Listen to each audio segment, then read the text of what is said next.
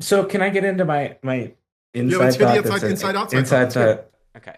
And I'm massaging this take.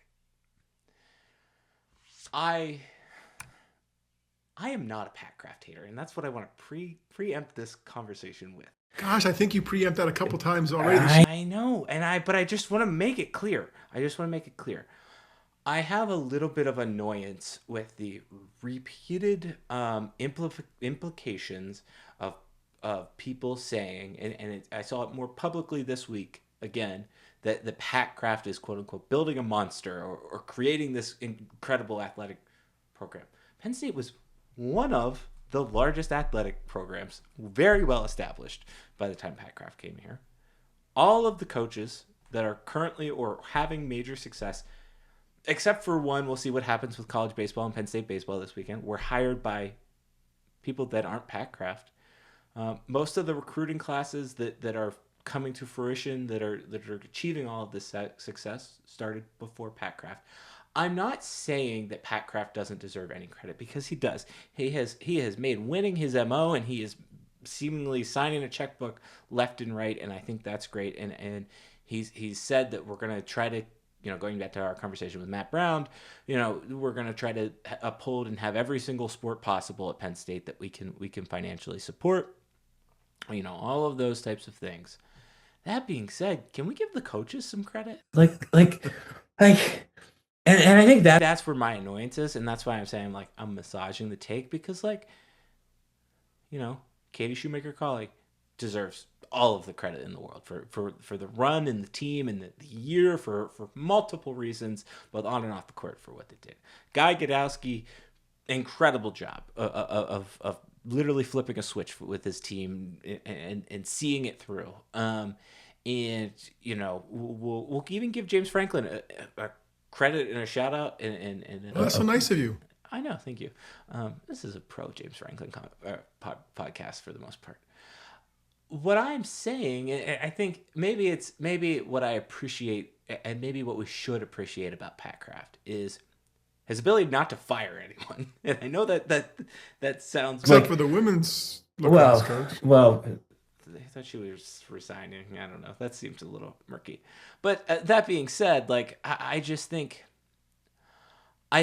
seeing the patients through, and knowing and believing what they have is important, and I'm glad that Pat Kraft did that. But I also think it's disingenuous to all of the coaches, whether it's Cale Sanderson, Guy Gadowski, Katie Shoemaker-Qualley, James Franklin, Jeff Tamburoni, for what they've done this season. I think, Erica Downback should be on that list too, of what they've done this season. They're the ones making it happen just as much, if not more, than Pat Kraft. And I just don't want this. I don't love this narrative Who for wrote this something one. that got all you all I'm not upset gonna. about this or so? I'm not going to name names today. It was on a popular Penn State website. I just, and it wasn't. This person's take was not that aggressive about it. But there's been a lot of tweets that I've seen in Oh, particular too, I and it's think just like pump the brakes on those I tweets. agree with you. Let me do some percentage stuff here Okay. and try to not get Oh myself in God. trouble. I agree with you 100%. Like Okay. I think Pat Kraft's, and I don't know if they're PR efforts, but his persona in terms of being, oh, we're going to fight for that. We're not going to open on the road in football. And we're going to defend it. And we're going to be a champion and everything. His persona and his approach is such a 180 from what was here before that I think people are jumping onto that. And that's okay. Like, I not that they should. I think he should be the person that champions his teams and supports his coaches. So if I 100% agree with you, I think at most, though, for any of these sports, he deserves 15 to 18% of the credit. I think that's a fair number.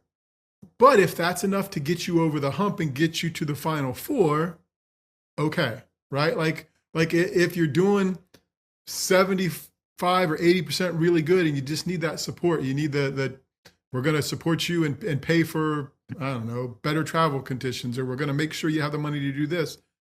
That is his job to get you over the hump. So I guess that's the part, as I now live therapy it, that he's just doing his job. Like maybe piling on it, but you're saying, oh, he's getting too much. Like, he is doing his job, doing it in a different way, maybe a little more publicly than some others, but it's his job to help put the coaches and teams in a position to succeed. So I don't think he's doing anything. I don't think he's done anything in the past couple of years that wasn't necessarily his job, but it seemed big because it's different than some stuff that's happened before. I think that's fair. And I think going back to your point of getting over the edge or over the hump or 2 Final Fours, if that's what we want to. Only 2 sports have made a Final Four that didn't make a Final Four before this year. Not that that's not impressive, and one of which was football. The other one is men's hockey, right? And football, the ball is rolling, and I think there's a lot of other factors. Which, speaking of which, we should go through that article. Actually, the Rich Scarcella Q&A with James Franklin. He gave a shout out to Matt Schuler in particular about that, and I think all I'm saying is like I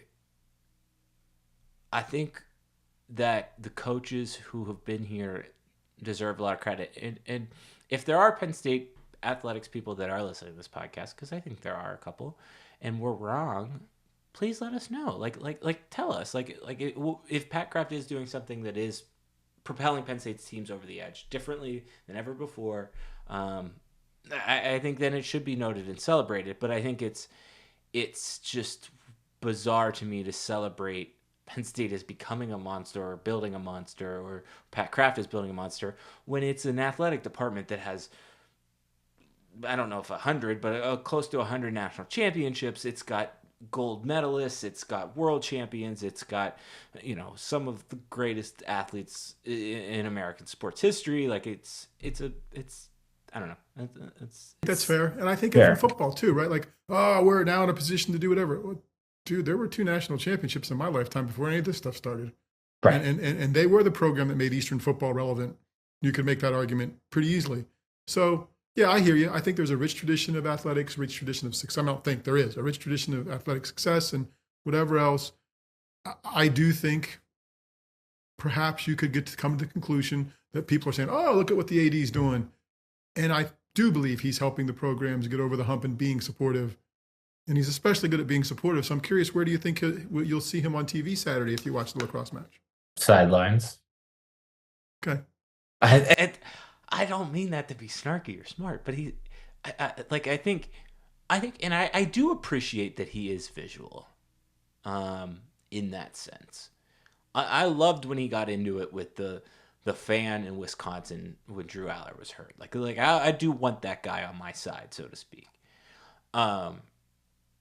But I also want to make sure that from the fan aspect, what we're being told is what we're getting. Not that we haven't been getting that, but I just want to assure that as a fan, because I think, and I'm not talking about like what's happening with teams in particular for the most part. Like I can see that they are spending a boatload of money on their offensive and defensive coordinator at Penn State. Like that's very obvious. I'm talking about like stadium renovation things. I'm talking about the hard decisions that, going back to our conversation with Matt, that are going to have to come up at some point. Hard decisions that are going to have to come up just because of how teams are performing, like and potentially men's basketball, women's basketball, what's going to happen with them and their coaching roles as we kind of progress here. Like, I just want to make sure that if we're doing all the rah-rah stuff, we're also doing all of the executional stuff that makes it happen. I don't have necessarily proof to see or believe otherwise. I just walk the walk and talk the talk. And as long as you keep doing that, I think I'm fine with that. Pat Kraft is gonna hate us when we interview him someday. Hate you? I don't know what you're talking about. Okay, no. I think that it's an interesting perspective and a fair perspective to not overstate what that person's doing. But I do think it feels different, and maybe maybe the feeling is what matters, right? Maybe that feeling of you're seen and I'm here to be beside you and I'm gonna rah you and I'm gonna come in your locker room and I'm gonna be around is enough to be the difference between being 6th and 4th and being in a Final Four.